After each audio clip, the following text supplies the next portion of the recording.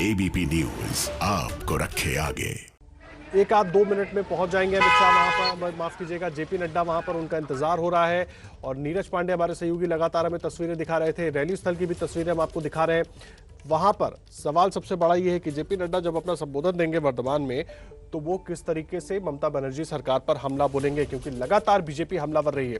और इस बीच दिल्ली से अपडेट यह है कि जगदीप धनखड़ मिले हैं गृह मंत्री अमित शाह से, और सवाल यही है, लगातार कोशिश हो रही है कि पश्चिम बंगाल में जो सरकार है उस पर दबाव बनाया जाए, और राज्यपाल की तरफ से बार बार कानून व्यवस्था को मुद्दा बनाया गया। दूसरी तरफ अब अमित शाह ने भी अपना, माफ कीजिएगा, जेपी नड्डा ने भी अपने दौरों को और तेज कर दिया है। पिछले दौरे पर हमला हुआ था जिसके बाद काफी राजनीतिक बवाल हुआ, लेकिन अब एक बार फिर वो पश्चिम बंगाल में चुनावी मैदान में उतर गए और अब वो जनसभा को संबोधित करने वाले हैं। नीरज लगातार हमारे साथ जुड़े हुए हमारे सहयोगी। नीरज, अब किसी भी वक्त रैली स्थल पर पहुंच जाएंगे, जेपी नड्डा संबोधन करेंगे। सवाल बड़ा ये है, मुद्दा किसानों के जरिए ही घेरने की कोशिश होगी दीदी को, क्योंकि इस वक्त जो डीबीटी का मुद्दा है वो बीजेपी के हाथ लगा हुआ है और बड़ा मुद्दा है।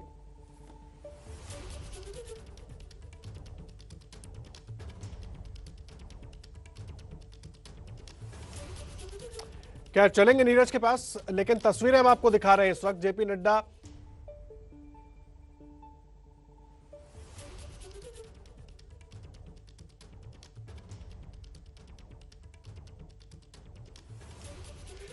दो तस्वीरें आपकी टेलीविजन स्क्रीन पर हैं। एक तरफ जेपी नड्डा आपको दिखाई दे रहे हैं, जिस वक्त वो पहुंचे थे उन्होंने तमाम कार्यकर्ताओं का अभिवादन किया। कार्यकर्ता सुबह से इंतजार कर रहे थे, जेपी नड्डा को काफी कुछ वक्त पहले ही वहां पहुंचना था, लेकिन उनका कार्यक्रम थोड़ा देरी से हुआ, लेट हुए और पहुंच गए। उसके बाद राधा मोहन मंदिर में दर्शन किए, और दूसरी तस्वीर भी हम आपको दिखा रहे हैं जहां पर उनका जोरदार स्वागत किया गया। तमाम कार्यकर्ता जेपी नड्डा तक पहुंचना चाह रहे थे, उनका स्वागत करना चाह रहे थे। ढोल नगाड़े और साथ ही साथ शंख का इंतजाम किया गया था, जो पारंपरिक तरीका होता है पश्चिम बंगाल का, बिल्कुल वैसे ही उनके स्वागत का आयोजन किया गया था। वहां पर पहुंचे, उन्होंने राधा मोहन मंदिर में दर्शन किए और उसके बाद अब वो रैली स्थल के लिए रवाना हो गए। प्रदीप सिंह जी हमारे साथ लगातार जुड़े हुए हैं, मुंबई जनसत्ता के पूर्व संपादक। प्रदीप जी, पहुंच गए हैं जेपी नड्डा, 1 महीने के बाद पहुंचे। मैं इसलिए पूछ रहा हूं क्योंकि उनकी जब पिछली रैली थी, पिछली बार जब वो डायमंड हार्बर जा रहे थे, उनके काफिले पर हो गया था हमला, उसके बाद बहुत राजनीतिक बवाल हुआ था। आज जब वो खुद पश्चिम बंगाल पहुंचे हैं 1 महीने के बाद, अभी तक तो वो दिल्ली से बोल रहे थे, अब पश्चिम बंगाल से बोलेंगे, किस तरीके से आप उम्मीद कर रहे हैं हमला होगा टीएमसी सरकार पर?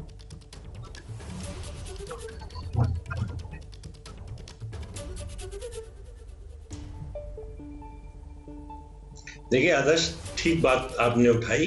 पिछली बार आए थे 9 तारीख को पिछले महीने, और अब दोनों के माहौल में आप फर्क। उस समय जो एग्रेशन था टीएमसी का, वो आपको इस बार दिखाई नहीं दे रहा है। उस समय जो बयानबाजी थी टीएमसी की ओर से, जो टीएमसी हमलावर थी, वो दिखाई नहीं दे रही। तो ये ममता बनर्जी, देखिए मैं बार एक बात कह रहा हूं, ये वो जमीन से जुड़ी हुई नेता है। उनको ये पता है, ये धीरे धीरे और एहसास हो रहा है कि ये चुनाव उनके लिए 2016 जैसा आसान चुनाव नहीं है। ये चुनाव उनके लिए बहुत मुश्किल होने जा रहा है। इस बार सामने बीजेपी है, जिसके राष्ट्रीय नेताओं की जो है लाइन लगी हुई है पश्चिम बंगाल में चुनाव प्रचार के लिए, जबकि अभी चुनाव की घोषणा भी नहीं हुई है। उसके अलावा केंद्र की सरकार है, उसकी ताकत है उनके पास। और फिर पश्चिम बंगाल में ममता बनर्जी के लिए सबसे बड़ी समस्या जो है वो उनके नेताओं का भ्रष्टाचार है। ममता बनर्जी की ईमानदारी पर किसी को शक नहीं है, ये बड़ी बात आप कर रहे हैं प्रदीप जी, इस पर हम चर्चा करेंगे, इस पर मैं आऊंगा आपके पास। लेकिन नीरज हमारे सहयोगी लगातार जुड़े हुए हमारे साथ। नीरज, तस्वीरें भी हम आपको दिखा रहे हैं, जेपी नड्डा का काफिला लगातार बढ़ता हुआ, कहां तक पहुंच गए? जी बिल्कुल, वो जहाँ पे मुख्तली में सभा स्थल है, आदर्श मैं आपको बता दूं कि बिल्कुल सभा के बाहर उनका काफिला पहुंच गया है। पल में, यानी कि 1 मिनट के अंदर वो सभा स्थल पहुंच जाएंगे। ये सीधा काफिला आप देख रहे हैं। दरअसल ये अगल बगल के 2 गांव हैं, जग्गा और मुख्तली, अगल बगल 1 किलोमीटर में ये दोनों गांव हैं। दोनों गांव के बीच में मुख्तली गांव की तरफ वो जा रही है। तो वो सभा लगभग 1 मिनट की जो समय है उसमें मंच पर पहुंच जाएंगे अगले कुछ पल में। और ये सीधी तस्वीरें आप जो देख रहे हैं, ये मुस्लिम गांव की तरफ पहुंचा है। तो आज मुस्लिम गांव में ही वो सभा है, और बड़ी सभा आयोजित की जा रही। भीड़ भी यहाँ काफी बड़ी संख्या में देखने को मिल रही है, क्योंकि भाजपा के अध्यक्ष हैं और आमतौर पर लोगों की राजनीति में यहाँ बंगाल में काफी दिलचस्पी देखने को मिलती है। तो सबसे बड़ी बात यहाँ आकर एक चीज देखने को मिली, महिलाओं का पॉलिटिकल पार्टिसिपेशन बहुत देखने को मिल रहा है। बड़ी संख्या में महिलाएं पॉलिटिकली पार्टिसिपेट कर रही जी हैं। नीरज, आपकी आवाज ठीक से पहुंच नहीं पा रही है हम सब तक। मैं आपके पास दोबारा से आऊंगा, दोबारा से आपसे जोड़ने की कोशिश करते हैं, लेकिन तस्वीरें अपने दर्शकों को हम लगातार दिखा रहे हैं। ये तस्वीर उस वक्त की है जब जेपी नड्डा पहुंचे थे बर्धमान और जगदानंदपुर में, जहां पर पहले उन्होंने दर्शन किया राधा मोहन मंदिर में, और उसके बाद अब उनका काफिला चल पड़ा है मुस्तुली गांव की तरफ। जिस तरह से जानकारी नीरज पांडे दे रहे हैं, बगल में है गांव, 1 किलोमीटर से भी कम की दूरी है, और वहां पर ही रैली होनी है। रैली मंच की भी तस्वीरें हम आपको दिखा रहे हैं। दोनों तस्वीरें आपकी टेलीविजन स्क्रीन पर है जिस वक्त जेपी नड्डा पहुंचे थे, और दूसरी तस्वीर उस जगह पर मंच की तस्वीर है जहां पर संबोधित करेंगे जनसभा को जेपी नड्डा।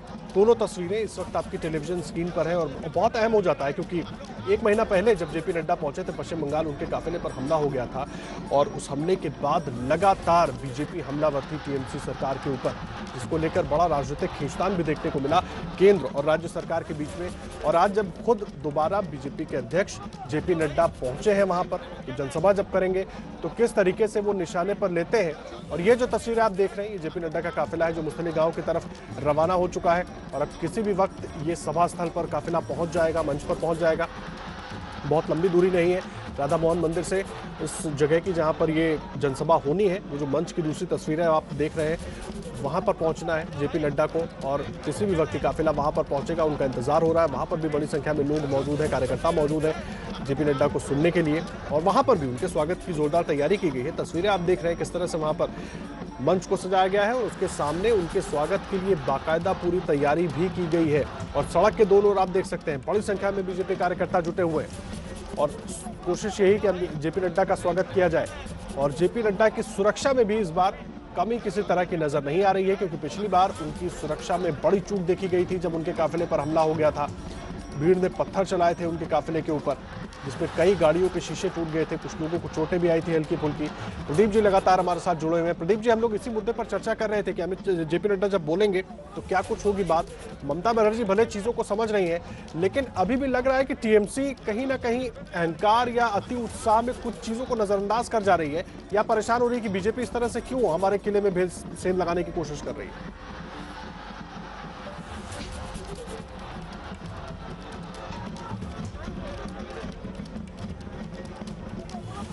देखिए, उनके पास बोलने के लिए, चूंकि बीजेपी पश्चिम बंगाल में कभी सत्ता में नहीं रही, तो उनके पास बोलने के लिए बंगाल के बीजेपी नेताओं के खिलाफ या उसके कामकाज के खिलाफ ज्यादा है नहीं। उनको अगर वो हमला करना है तो केंद्र सरकार पर हमला करना होगा। तो ये विधानसभा का चुनाव है, वो मुद्दे बहुत ज्यादा असर यहाँ नहीं करेंगे।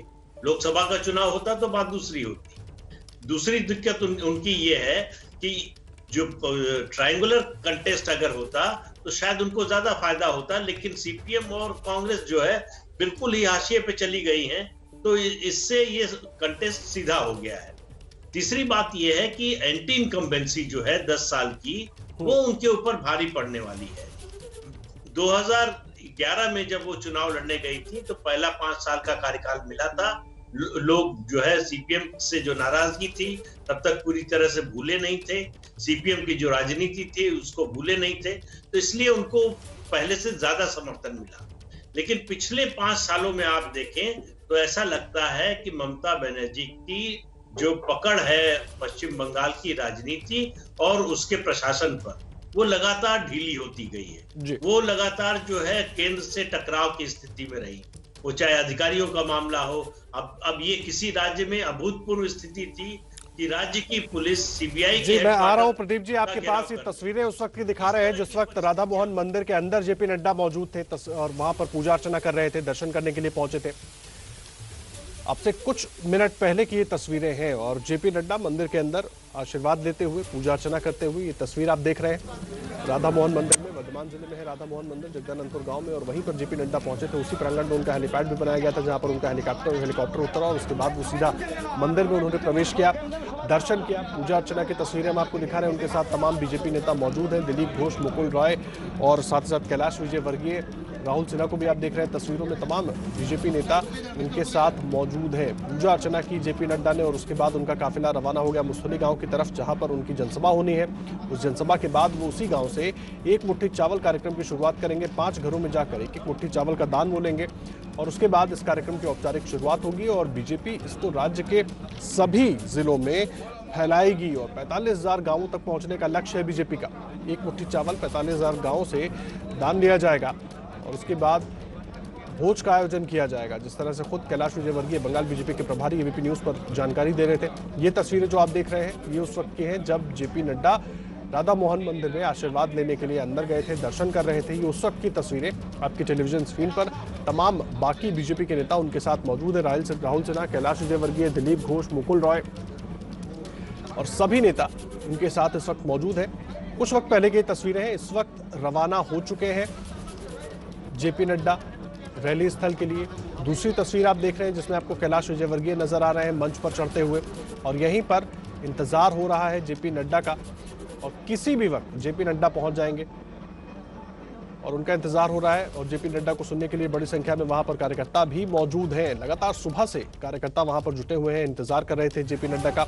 और अब जो तस्वीरें आप देख रहे हैं शक्ति प्रदर्शन की बीजेपी के वर्धमान जिले में, वहां पर अब बीजेपी के नेताओं का, बड़े नेताओं का पहुंचने का सिलसिला शुरू हो गया है और किसी भी वक्त तस्वीरों में जेपी नड्डा भी आपको नजर आ जाएंगे क्योंकि कैलाश विजयवर्गीय वहां पर पहुंच चुके हैं और जेपी नड्डा का काफिला भी साथ में था। नीरज पांडे लगातार हमारे साथ, हमारे सहयोगी जुड़े हुए हैं। नीरज, तस्वीरें हम देख रहे हैं, कैलाश विजयवर्गीय और मुकुल रॉय जैसे नेता वहां पर दिखाई दे रहे हैं, मंच पर चढ़े हैं वो अभी। जेपी नड्डा को अभी और वक्त लगेगा क्या? बिल्कुल, मैं आपको बता दूं कि जेपी नड्डा भी पहुंच गए हैं क्योंकि नीचे से उनका जब काफिला पहुंचा बहुत भीड़ है। जिस रोड से वो अंदर की तरफ बढ़ रहे हैं उस रोड में उनकी गाड़ी मेन रोड से और रैली स्थल पे पहुंचने में लग गया करीब 10 मिनट से ज्यादा का समय। अब फिलहाल वो मंच के पीछे पहुंच गए हैं और अगले कुछ पल में वो मंच के अंदर ऊपर चढ़ने वाले हैं, मंच के अंदर आने वाले हैं। तो ये एक बड़ा कार्यक्रम है और बहुत भीड़ है सड़क पर। जी नीरज, मंच की तस्वीरें दिखा रहे हैं अपने दर्शकों को हम लगातार। जेपी नड्डा पहुंचे हैं मंच पर, लोगों का अभिवादन कर रहे हैं। साथ में कैलाश विजयवर्गीय, मुकुल रॉय, राहुल सिन्हा, ये तमाम नेता मौजूद हैं और काफी वक्त से कार्यकर्ता वहां पर मौजूद थे, इंतजार कर रहे थे। जिस तरह से नीरज हमारे सहयोगी भी लगातार पूरी जानकारी दे रहे हैं और ये तस्वीरें आप देख रहे हैं मंच की। बीजेपी के सभी नेता मौजूद हैं, राष्ट्रीय अध्यक्ष जेपी नड्डा के साथ। जेपी नड्डा पहुंचे हैं, कार्यकर्ताओं का अभिवादन कर रहे हैं और लंबे वक्त से उनका इंतजार हो रहा था कब वो पहुंचेंगे। कुछ वक्त पहले ही उनकी ये जनसभा होनी थी और ये तस्वीरें इस वक्त हम आपको दिखा रहे हैं वर्धमान जिले की, जहां पर पहुंच चुके हैं मंच पर जेपी नड्डा और जैसे ही वो संबोधित करेंगे जनसभा को उस वक्त भी आपको लेकर चलेंगे और सुनाएंगे वो क्या कुछ कहते हैं। लेकिन फिलहाल एक छोटे से ब्रेक के लिए रुक रहे हैं, बड़ी कवरेज पर बने।